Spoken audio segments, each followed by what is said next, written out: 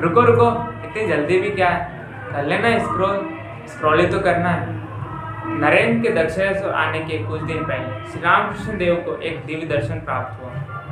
श्री रामकृष्ण ने कहा, एक दिन मैं देखता हूँ मन ज्योतिर्मय मार्ग से ऊपर चढ़ता जा रहा था। सूर्य, चंद्र, नक्षत्र आदि सभी को सरलता से लांघकर वह एक सूक्ष्म भाव जगत में परिणत हुआ। वहाँ वह जितना ही ऊपर चढ़ने लगा उतना ही वह वहाँ के विभिन्न देवी देवताओं की भावगन मूर्तियों रास्ते के दोनों ओर देखने लगा। वह उस राज्य की चरम सीमा पर पहुंचा। वहाँ वह एक दिव्य ज्योतिर्मय रेखा को देखा, जहाँ वह उस राज्य को दो भागों में विभाजित कर रही थी, खंड और अखंड। मन धीरे धीरे अखंड की ओर बढ़ता गया। वहाँ साकार कुछ भी नहीं था। देव देह धारण देवी देवता भी वहाँ प्रवेश से भयभीत होकर नीचे अपना राज्य चला रहे थे। तभी मैं देखता हूँ वहाँ दिव्य 7 श्रेष्ठ ऋषि जो समाधि में लीन थे। मैं समझ गया, ज्ञान और पुण्य और त्याग और प्रेम इन्होंने मनुष्यों की तो क्या ही कहे, देवी देवताओं को भी पीछे छोड़ दिया।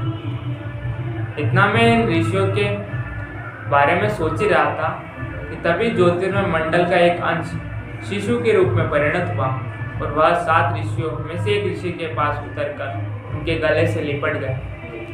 वह उसके सुमधुर मधुर कंठ से उन ऋषियों को कोमल स्पर्श के द्वारा समाधि से जगा दी। ऋषियों ने आंख खोली और उस बालक को अपूर्व बालक को देखते रहे।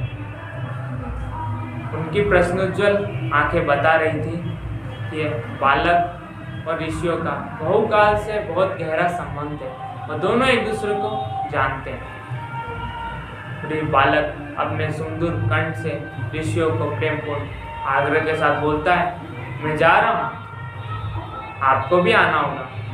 ऋषियों ने कहा तो कुछ नहीं, पर उनकी आंखों ने सब कुछ बयां कर दिया। ऋषि कुछ देर उस बालक की ओर देखते रहे। थोड़े क्षण बाद वह समाधि में लीन हो गए। फिर मैं देखता हूँ विस्मयता के साथ उनके ही शरीर मन का एक ज्योतिर्मय अंश